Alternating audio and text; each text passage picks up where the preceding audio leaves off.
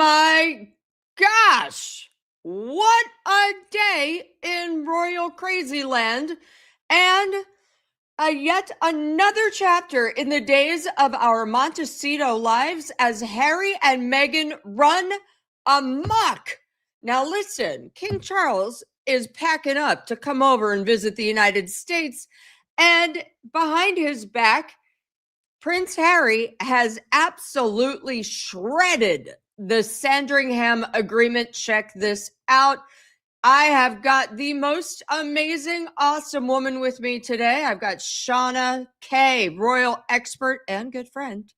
And we are going to be going through this all. Number one, Harry says he is a working royal, basically flipping the bird to King Charles, and Queen Elizabeth is rolling in her grave. Then we've got, why won't King Charles enforce the Sandringham Agreement? This is something that Harry made with the king and with King Charles. Then we've got both Harry and Meghan are ruthlessly working to undermine the royals on their own big days and in real time. We've also got Meghan caught lying again. And honestly, is this the moment that the monarchy starts to crack? And what on earth will it take?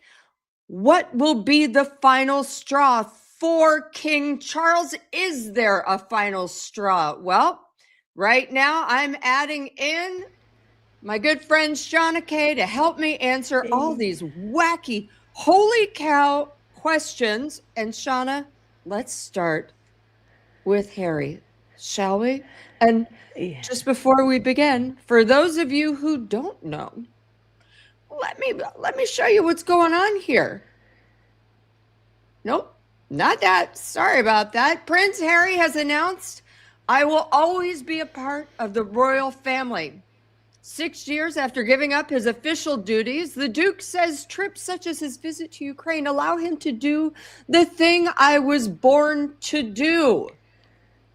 Speaking in Bucha to ITV, he was asked whether he recognized the description of himself as, quote, not a working royal. And Harry said, I will always be a part of the royal family, and I'm here working and doing the very thing I was born to do. Shauna, what is going on? It's like whack-a-mole, Paula, but it's whack-a-Harry, and you just can't keep him down, can you? It's extraordinary. I woke up, it's Anzac Day here in Australia, and it's not where Paula is, but I thought long and hard about coming on, and I think it's really important to defend the principles that we're commemorating here today of service and sacrifice and duty. And I don't think Harry has any concept of exactly what any of that means. I think that's pretty obvious from the interview he just gave. Tell me more. So, Harry in his mind says, well, I was born a prince. I'm still part of the family. Yes, I made this agreement with the queen, but she's dead. And King Charles is left. And I really made the agreement with the queen. So, daddy's totally different. And forget William. He might have been at the table, but he bullied me. And I feel like I am still a working royal because I'm here on the battleground in Ukraine and I used to be a soldier.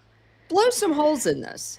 Well, it's quite easy to blow holes in this because once again, he's in Bucha, which is he's using the site of a war atrocity as yet again a backdrop to his BS. And he did that to us in Bondi. So where does this guy actually get off? Using the sites, real sites of horror for his own PR strategy. And to be actually interviewed on that battleground by ITV's Chris Shipp, and of course the Telegraph have reported on it today.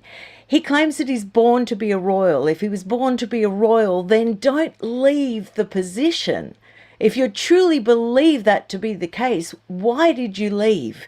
It's like leaving the fire brigade and then insisting that you turn up at every fire with the jacket on. to receive the accolades as a first responder. It's absolutely extraordinary, and it's so self-indulgent, it's so delusional. He was born to be a minor support team for, as soon as William had his own children, Harry was down to six in line of succession, which is a support role, a minor support role. And here he is elevating himself up into this war hero status, again, borrowing someone else's war in order to do it. This self-aggrandizing attitude of his is just so narcissistic. It's so off the charts. It's so insulting. I can't believe it. I really can't believe it. And yet, unfortunately, I can. Yeah, I mean, especially after the trip to Australia, where we kind of got the hint that he and Meghan were saying boop to Sandringham, but as they then used, we're on the DL, we're royal. Give us the Royal Brigade. And then, of course, sold clothes out of what I like to call Meghan's trauma closet at every stop they went to, which is just appalling. I mean, Harry seems to want to have his cake and eat it too, and shove the rest of it in the royals' faces. Now, the other issue that I have is a day before he literally laid down the gauntlet, he then he was in Kiev and he gave this speech. One moment, please. Hold on. Our nation benefits from the continued loss of life we are witnessing. There is still a moment now to stop this war, to prevent further suffering for Ukrainians and Russians alike, and to choose a different course. I am not here as a politician.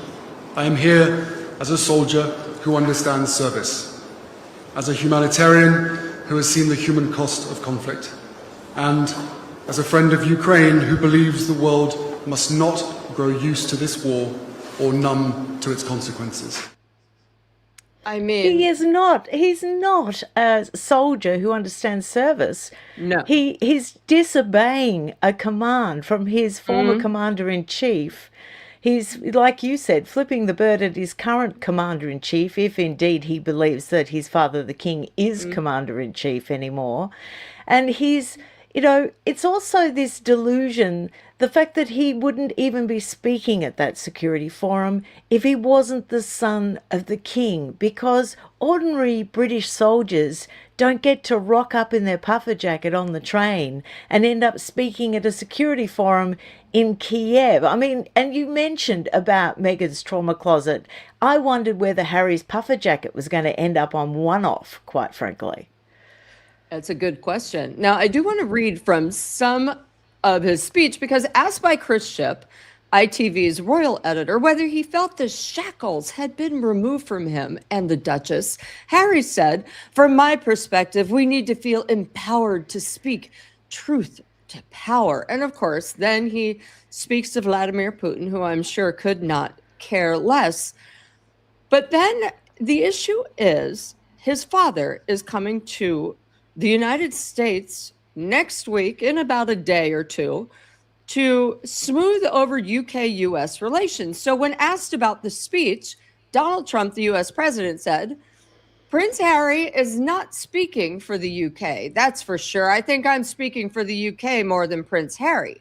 The King and Queen are undertaking the state visit to the US next week." The Duke, when asked whether he thought his words would make things hard for his father, said, "No, I don't think so. Not at all. What I see, what I hear, and what I learn is the vast majority of people, whether in the UK or anywhere else in the world, want to see proper leadership, and they want to see an end to these conflicts." Now,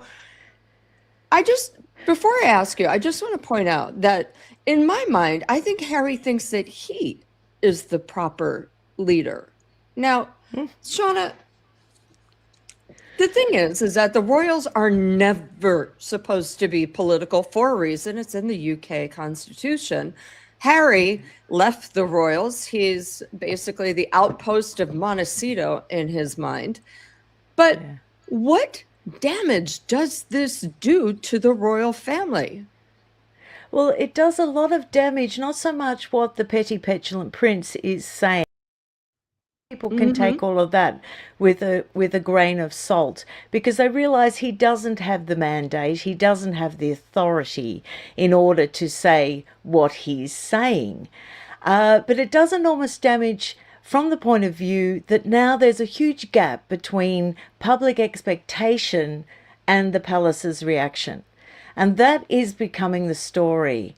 People are worried. There's an erosion of trust here now because this is so blatant, so provocative. People are waiting for a reaction, a firm reaction to all of this. It's also, so ironic that Harry talks about being gagged. He hasn't stopped shooting off his mouth for 6 years. He's made money off the fact that he has been very, vocal in all his opinions. He has not stopped voicing opinions, and it could be argued that he's a voice that has actively tried to shut down free speech. Certainly in the first few years after they left the royal family, people found on Twitter, pre-Elon Musk, they also found on YouTube that their accounts were being shut down purely because they were producing analysis and critique of the duplicitous duo. So he's got a nerve claiming, that he's fighting against gagging and fighting and standing up for free speech, and also to imply that he has a mandate just because the people around him are his cheerleaders, I think I keep using the word delusional, but it really is. But it's so damaging, Paula. This US visit is so important, obviously enormously difficult. I think it would be one of the most difficult US state visits that could ever be undertaken by any leader. And so much is hinging on it. And that's why the government is sending the king, because he has a rapport, he has a relationship, he has a method of communicating with Donald Trump that cuts through.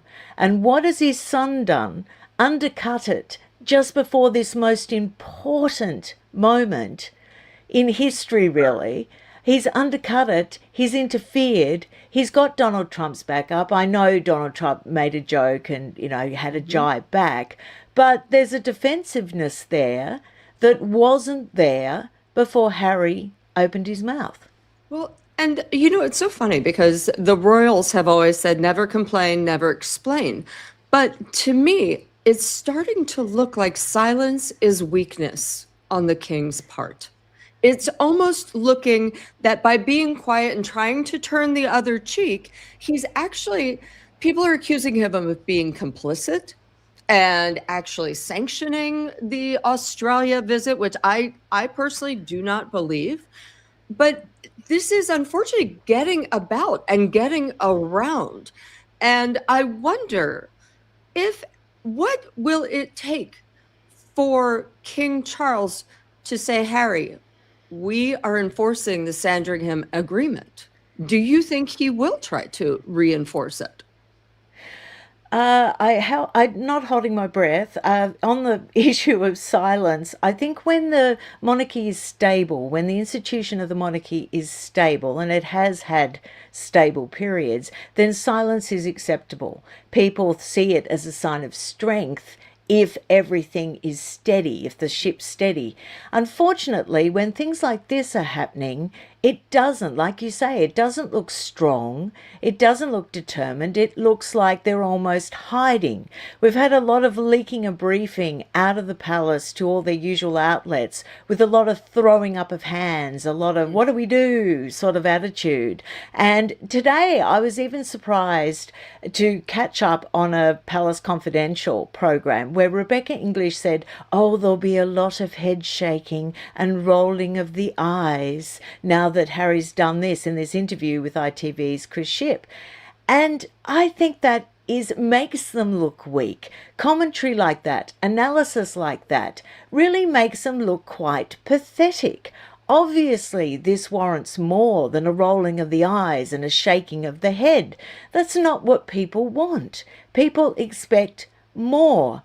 As to your other really good point, where you said about the access afforded to them in Australia and how you don't believe that the palace was behind it, I believe that the Invictus Foundation worldwide is being used as a global all-access pass by Harry. Now, at some point, we have to accept that the palace is willing to turn a blind eye to that global all-access pass. We've had ample warning in Nigeria, Colombia, Australia, and now Ukraine that Invictus is providing cover for Harry to act like a pseudo-royal and to speak out as if he's a world leader. So at what point does the palace have to look at what's happening and have a quiet word in the Invictus Foundation's ear and say, look, your patron is undermining the very institution that is in command of your veterans, and we need to shut this down, and we need to shut it down quickly. Action has to be taken. I think he should be taken off the Royal Family website. I think he should be removed as patron of the Invictus Foundation due to his subversive activity and his undermining of the institution. I know that's really strong words, but I can see in my country, and I'm casting no aspersions on the Invictus Foundation. I know that a lot of people, are digging deep into the financial things like that. I've seen no indication that there's anything untoward with Invictus in Australia. That's not what I'm suggesting. I'm saying their network enables access, and I think that has proved to be really a disaster for the monarchy. Well, I actually think that Harry should be removed because Invictus is not being run well. I actually have the tax returns there. I actually have the promissory agreement that Canada gave, which I will unveil later this week with another guest. And 8 million has gone missing, not to mention private donations are not pouring in. All Invictus is doing via Harry is getting massive government grants, tens of millions of dollars for events and programs from the governments that he goes into. So I actually think it's a bit of a grift in itself, and has turned into one since Harry left the family and was basically gifted the Invictus by the royal family, saying, okay, well, we started this kind of for you, so you can have this. And I think it is the royal family's responsibility to say, okay, we're done. We're taking this back over, because I don't believe it's run well, and I do have the receipts. But the other thing that really pisses me off is that any time the royal family actually tries to shine or have a moment, Harry and Meghan actively work against them. So, for example, this week we had Queen Elizabeth's birthday. And what did Meghan do? She went out and on the birthday put up a Princess Lilibet candle on her 100th birthday. Now, Lilibet, as we know, was the nickname that Prince Philip gave to Queen Elizabeth. And at one point, she was a Princess Lilibet. And thereby, in my mind, Meghan was absolutely doing the one thing that Queen Elizabeth never wanted, which was to monetize the monarch herself. Now, the funny thing about that, and we'll get into it later, Meghan was later caught lying, because she then said, no, I never called it a Princess Lilibet candle. And she's changed it all to this. This is hilarious. Hold on. Look at this. I was never called it. But from her actual press release, from As Ever, it does say celebrating Princess Lilibet's birthday and Prince Archie's birthday. Now it is simply to honor her daughter, Lilibet. So it is quite astounding. And then one day later, on Prince Louis's birthday, it was just shocking to me that this is what happened. On his birthday, Harry took a pot shot at Donald Trump and made the King Charles visit awkward. It's like, not while the family is trying to celebrate King Charles's grandson, William and Catherine's son, and they put up this beautiful video and photo. King Harry comes out, and what does he do? He once again makes it about himself, gets political, and basically throws mud on his father's impending visit. What is your Yeah. take on all this? Well, exactly what you said. They're just experts at manufacturing and attention, aren't they?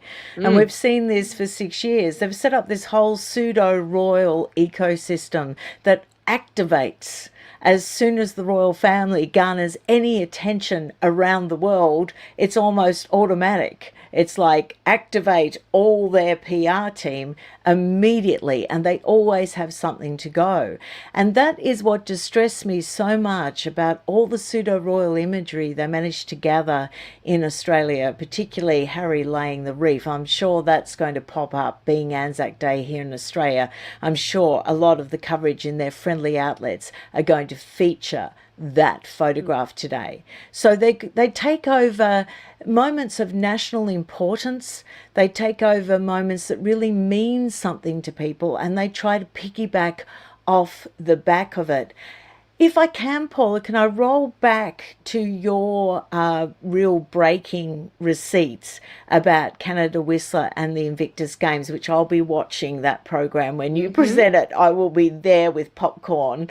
The point I was making, which I didn't make well, was when the Australian Invictus Games happened, the Queen was still alive.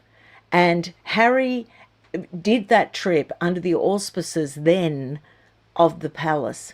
And that's what I mean, that I can't find similar financial discrepancies or concerns in the Australian Invictus Foundation. Now, that may change if they do a future games, but back then it was firmly under the auspices of the palace. I think the receipts you have prove that outside the institution, lots of things have been going on that shouldn't have been going on. And I'm there, honey. I'm going to be watching what you've got. I'm not disputing that. My motto has always been follow the money. And if this is for wounded warriors, why are you not giving to support them? Some of the information on the tax returns is very interesting.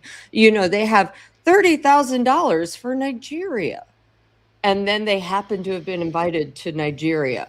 30,000 here, 30,000 there, and really, after millions was collected and given, and all this, only a couple 100,000 was actually given out for wounded warrior programs themselves. It's really quite shocking.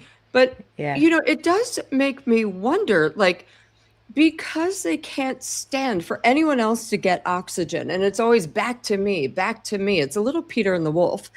But it does make me wonder, well, what the hell are they going to come up with this week while King Charles is in D.C. and New York City?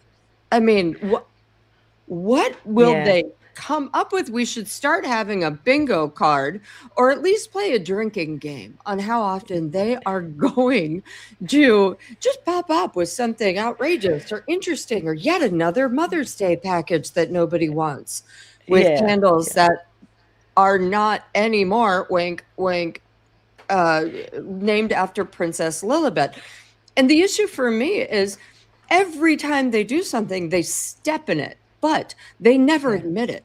So, for example, back to Bondi and Meghan's trauma closet, what hurt my heart and absolutely made me insanely nauseous was when she shows up at Bondi Beach wearing a shirt that a lot of Jews who have relatives who had gone to Auschwitz were like, oh, a blue and white striped shirt, just like Auschwitz.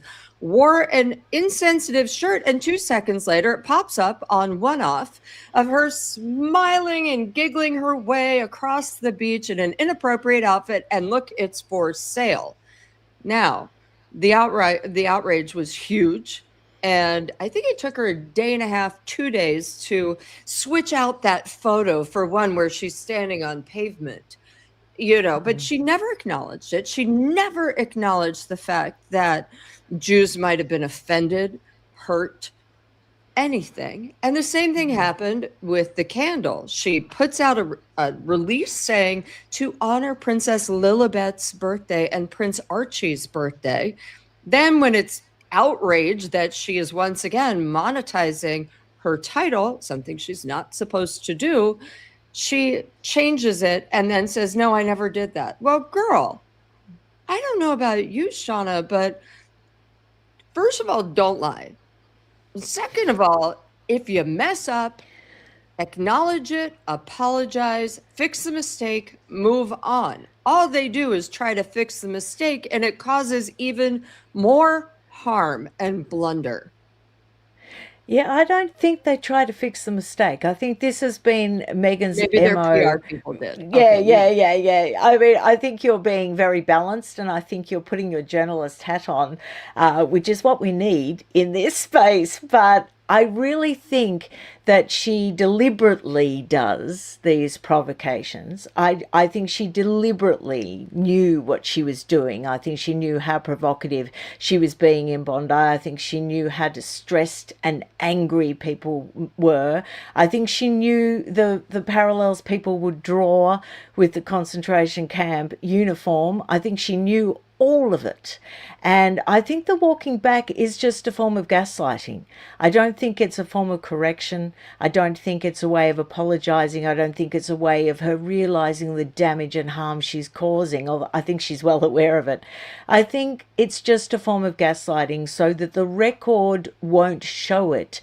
If you do a Google search in a few years' time, people will wonder what all the uproar was about at Bondi, because you'll get the corrected photograph on the one up site, and people will say, well, that's not bad. I mean, she had a black jumper over it. I mean, she obviously wasn't trying to feature it, and she was just in the car park. I mean, gosh, she's being picked on for all sorts of things, and of course you can smile and laugh on Bondi Beach. What will be missing is the context, and that's what they always count on, that missing context. They go back and they repair their reputation, their digital footprint, and the context is missing. And the only thing to counter that is where we discuss like this, and we counter that really damaging and false narrative, because that too is on the record. And that's all you can do, is keep on countering what they're trying to spin.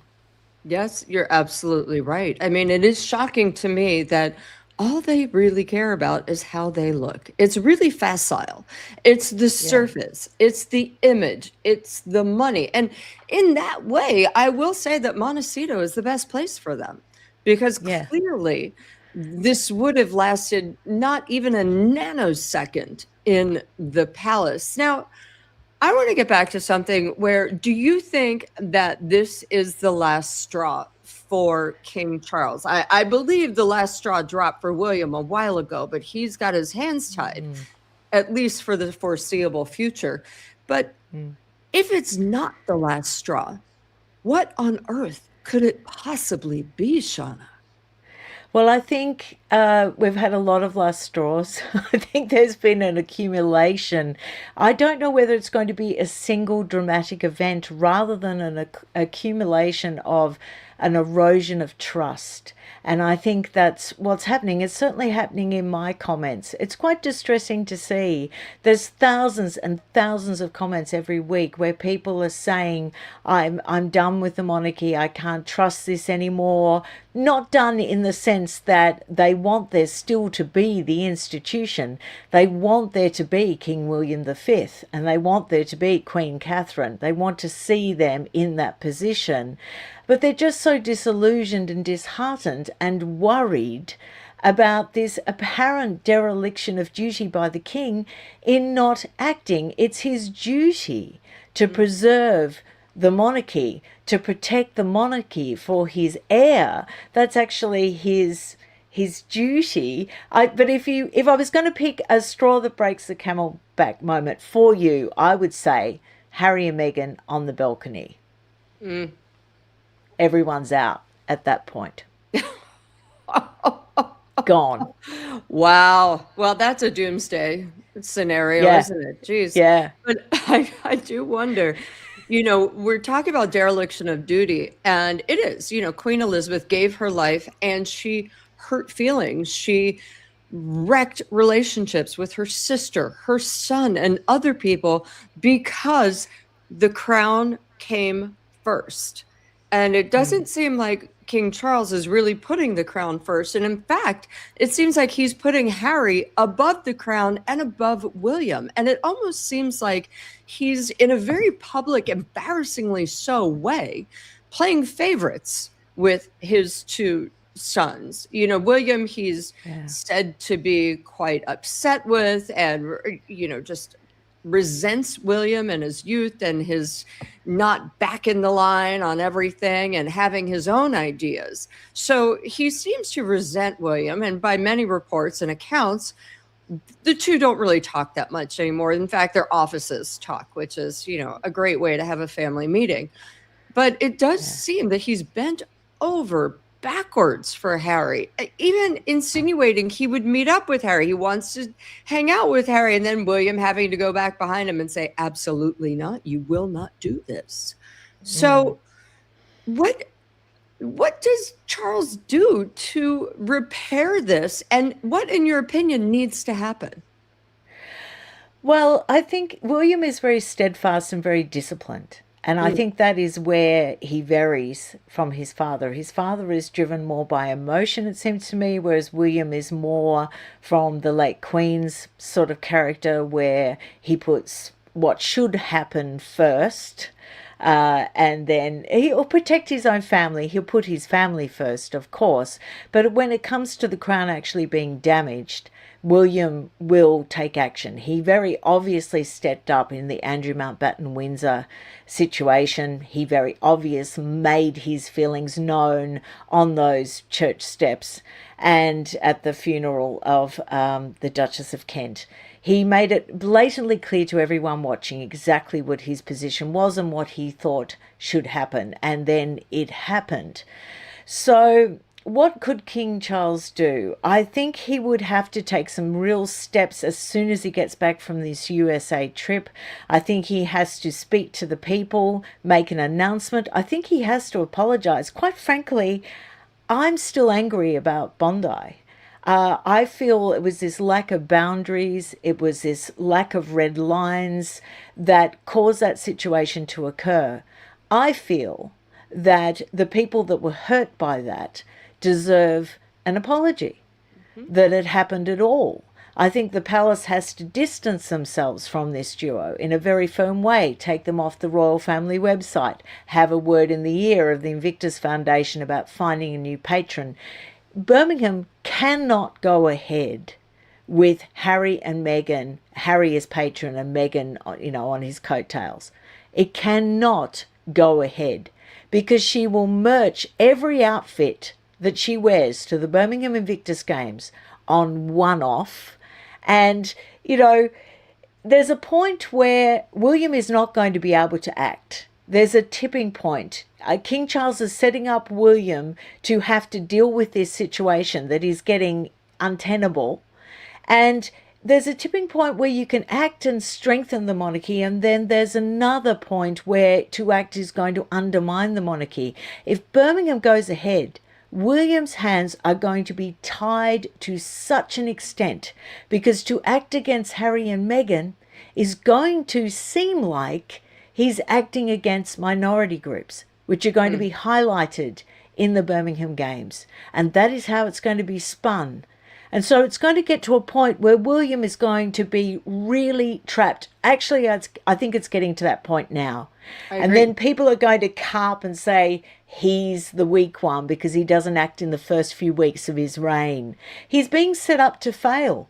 And I really must ask the question, who is setting him up to fail? Because you say follow the money. I'd also say follow who's setting up King William V to fail.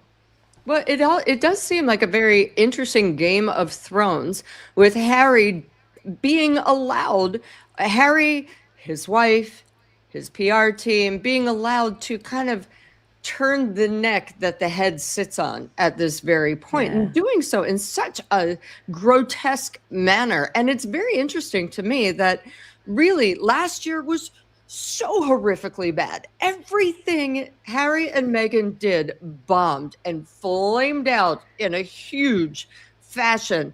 And now they're kind of trying to turn it around by charging ahead, and we're just going to do this. But it's very bull in the china shop, isn't it? They're charging ahead and stamping all over everyone and creating a huge mess. I mean, did he learn nothing from growing up, or is he just such an angry little man-child that he's stuck at the ripe old age of 12 or 11, lashing out continually? I think you've nailed it when you said bull in the china shop and not stamping over everything, because it really is an attack. It is, an attack. And I think sometimes they frame it as being inept or a little bit ignorant or a bit blundery, but I think that's a cover. I think this is a strategic, very well-planned campaign. I think it has been for many years. I think it's also just, I've said it before and I'll say it again, it is flipping the bird to the king. He never would have done this had the queen been alive. He feels like he made the agreement with the queen, not his father, certainly not his brother, and they can all go to heck and back. And so therefore the queen is now gone. And sorry, daddy, I didn't do this with you. I did it with the queen. And I think he's bucking for another Sandringham agreement. In fact, him coming out and saying, well, if I was invited, of course I would. If I was invited to Sandringham this summer, of course I would consider it. I mean, depending on who was there, AKA William, and, all these other lists, which, by the way, Shauna, if I ever come to Australia, I'm going to let you know that I'd be fine to consider an invite to your house, but you're going to need to tell me who's there. I mean, it's the balls of it all. Balls with a Z. What a jerk. But I think he wants back in so that he can broker his own other agreement with his weaker father. Yeah, I'm sure of it. I'm sure of it. And it's ludicrous, isn't it? And it was so blatant because, of course, we all know they go up to Balmoral in the summer, but what he was hoping for was that, and you broke the story, he was hoping for the invitation. Around that time, King Charles actually has the flower show on at Sandringham. So, that was where he was angling to get an invite. Plus, Harry and presumably Meghan will be there for the 1 year to go Invictus celebration. And it's all a load of rubbish because, the king is frozen in this ineffectual non-action moment in his life where he doesn't embrace Harry publicly. He may as well at this point because he's not doing anything to counter his actions. So, just do something. I'm not suggesting he embrace Harry. Don't do that. But do something. Take some action because this is hugely damaging, Paula. People are backing away from the institution in droves, so disillusioned. The erosion of trust cannot be underestimated. Like I said, it's way more than a shaking of the head and a rolling of the eyes. If they genuinely think that's all it warrants, then they're delusional as well. Well, here's what I would say. I would say King Charles needs to take a page out of Queen Margaret of Denmark's book.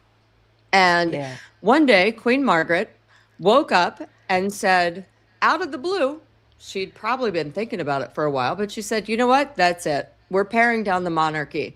Only my eldest son and his family will have titles. And her youngest son, his family, their noses were totally out of joint, right? They made their displeasure publicly known. They were furious, but they're all talking again. And I think King Charles needs to borrow Queen Margaret's stones and cojones and do the same thing with his family, because otherwise it's just going to be a mess. And he needs to understand it is his responsibility to protect this monarchy. Shauna Kay, thank you so much. I so appreciate you. And everyone online, if you're watching now, listen, Shauna is the best. The Vintage Read Show. She's also on Substack. Go there. She breaks a lot of news. Shauna, thank you so much. I really appreciate Thanks, it. Paula. Now, everyone else, listen, I love you and thank you so much for joining. And it still constantly shocks me how many people watch this stuff and forget to subscribe. So go ahead, like, subscribe. So every time this comes on, boop, you'll get alerted. And also, if you want it straight to your inbox, go to my Substack, Paula Froelich Uncensored, where I break a ton of news and you'll know it first. Thanks again, everyone. I really, really appreciate you. And I can't get to the live stream comments, but if you drop a comment in after, boom, I'm there. Thank you so much. I appreciate you. Take care and have a great weekend.